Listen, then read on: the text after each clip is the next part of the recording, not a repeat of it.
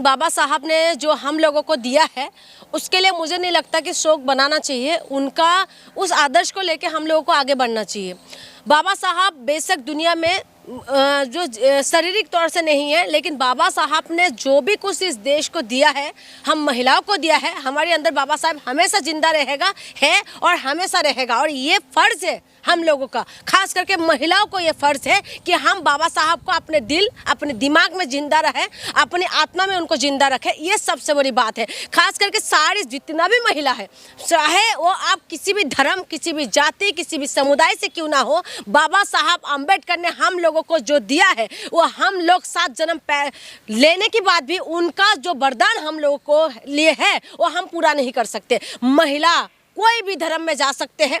महिला को पूजा करने का स्थान बेशक आप लोगों का अलग अलग है, लेकिन उसके बावजूद भी महिला जो है, महिला के लिए एक वरदान है बाबा साहब अम्बेडकर। बाबा साहब अम्बेडकर हमारे जीवन का एक ऐसा इंसान है जिन्होंने हम लोगों को बोलना सिखाया, आपको माइक पकड़ना सिखाया। तो हम बाबा साहब का जितना भी गुण गाते रहे ना वो कम है।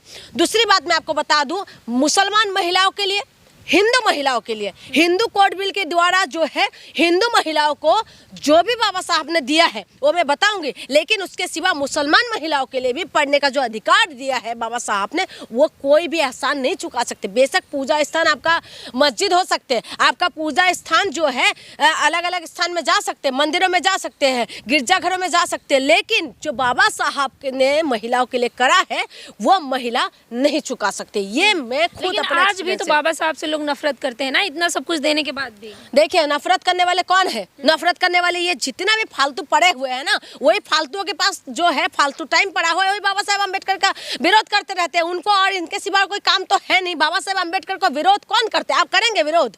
जो बाबा साहब अम्बेडकर को पढ़ लिया है, ये बाबा साहब अम्बेडकर को जिसने भी जान लिया है, वो कभी भी ऐसा कोई तो क्या जो ग्वालियर के अधिवक्ता है अनिल मिश्रा, वो बाबा साहब को नहीं पढ़े हैं, नहीं जानते हैं? देखिए वो बाबा साहब अम्बेडकर को जानबूझ के ना, वो कहते हैं जानबूझ के जो मूर्ख बनाते हैं ना, वो जानबूझ के मूर्ख बने हुए हैं। वो अभिवक्ता जो आपकी जिसकी बात कह रहे हैं अनिल मिश्रा, वो तो बुढ़ा है, वो चटिया गया, उसका दिमाग हिला हुआ है। इसी वजह से तो इस तरीके की बाबा साहब अम्बेडकर के लिए बोल सकते हैं, नहीं तो कोई बाबा साहब अम्बेडकर के लिए गलत बोलेंगे क्या? वो बिल्कुल वो हो चुका है, मैं पहले ही बोला था, उनको चुनाव लड़ना है, इसीलिए वो किसी भी तरीके से विवादित बयान दे के, उल्टा पुल्टा बयान दे के किसी भी तरीके से सुर्खियों में रहे और उसके बाद टिकट विकेट मिल जाए और अपना चुनाव लड़ ले, बस इन्हीं तक इनका कीड़ा काट रहे हैं। तक ही बात नहीं है, सुप्रीम कोर्ट में सीजीआई के मुंह पे जूता पड़ जाता है। वही भीम वाला और अंजलि का जो बॉयफ्रेंड था उसको मार दिया गया ये कह के कि ये भीम वाला था।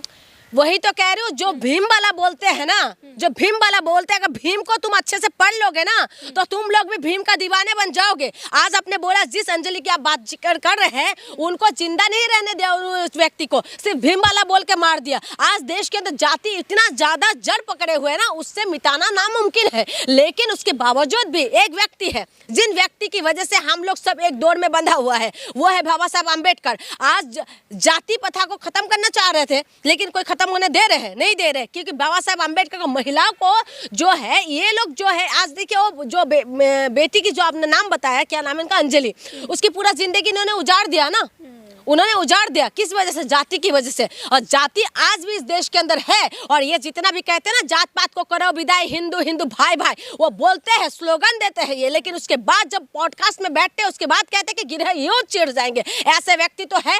और देश के अंदर बाबा साहेब अम्बेडकर को नाम मिटा सकते, कौन माइकल लाल है अम्बेडकर का नाम मिटाने वाले? कौन है?